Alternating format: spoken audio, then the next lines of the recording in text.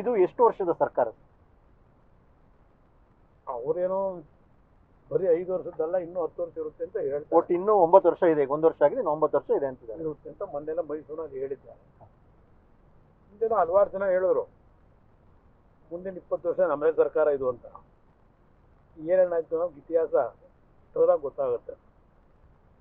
136 plus plus plus ಇದೀವಿ ನಾವು. ಇವ್ರು ಹೆಂಗೆ ನಮ್ಮ ಸರ್ಕಾರನ ಅಲಗಾಡ್ಸಕ್ಕಾಗುತ್ತೆ?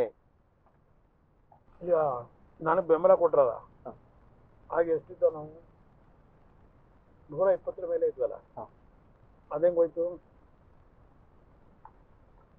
ಅದೇ ರೀತಿ ಇದಕ್ಕೂ ಒಂದು ಅಂತಿಮ ಅವರಿಬ್ಬರ ನಡುವೆನೆ ಕುರ್ಚಿ ಫೈಟ್ ನಡೀತಾ ಇದೆಯಾ ಒಳಗಿಂದೊಳಗೆ? ಹೇಳಿದಾರಲ್ಲ ಅದೇನೋ ಮೊನ್ನೆ, ಅದು ಶುರು ಆಗ್ಬೇಕಲ್ಲ. ಪಾರ್ಲಿಮೆಂಟ್ ಚುನಾವಣೆ ಆದ್ಮೇಲೆ ಗೊತ್ತಾಗುತ್ತೆ, ನೋಡೋಣ ಬನ್ನಿ. ಅಲ್ಲಿ ಒಕ್ಕಲಿಗರಿಗೇನೋ ಶಕ್ತಿ ಬರುತ್ತೆ. ಆಮೇಲೆ ಮೈಸೂರೇನೋ ಶಕ್ತಿ ಕೊಟ್ಟಿಲ್ವ ಜನ? ಈ ಅವರು ಶಕ್ತಿ ಕೊಟ್ಟಿಲ್ವ? ಇನ್ಯಾವ ಶಕ್ತಿ ಬೇಕು ಅವ್ರಿಗೆ? ಅದರಿಂದ ಯಾವ ಶಕ್ತಿ ಕೊಟ್ಟರು ಜನಗಳು ಒಕ್ಕಲಿಗರನ್ನ ಉದ್ಧಾರ ಮಾಡೋಕ್ಕಲ್ಲ, ಶಕ್ತಿ ಉಪಯೋಗ ಮಾಡೋದು.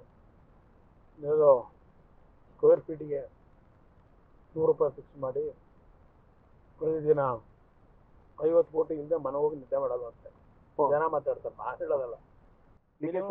ಟಾರ್ಗೆಟ್ 50 ಕೋಟಿ, ಟಾರ್ಗೆಟ್ ಎವರಿ ಡೇ 50 ಕೋಟಿ ಇರಬೇಕು. ಜನ ಬಿಜೆಪಿ ಮಾತಾಡೋದು, ಕಾಂಗ್ರೆಸ್ ಬೇರೆ ಹೇಳ್ತಾರೆ. ಇಂಥವ್ರು ಒಕ್ಕಲಿಗರನ್ನ ಉದ್ಧಾರ ಮಾಡ್ತಾರ? ಅದೇ ಮೈಸೂರಲ್ಲೂ ಕೂಡ ಒಕ್ಕಲಿಗರಿಗೆ ತಟ್ಟಿದೆ ಅನ್ನೋ ಅಂತ ಏನೋ ಮತ್ತೆ ಏನಕ್ಕಂತೆ ಸರ್ ಅದು? ಯಾರಿಂದ ನಮ್ಮಿಂದ ತಟ್ಟಿದ್ಯಾ ಒಕ್ಕಲಿಗರಿಗೆ?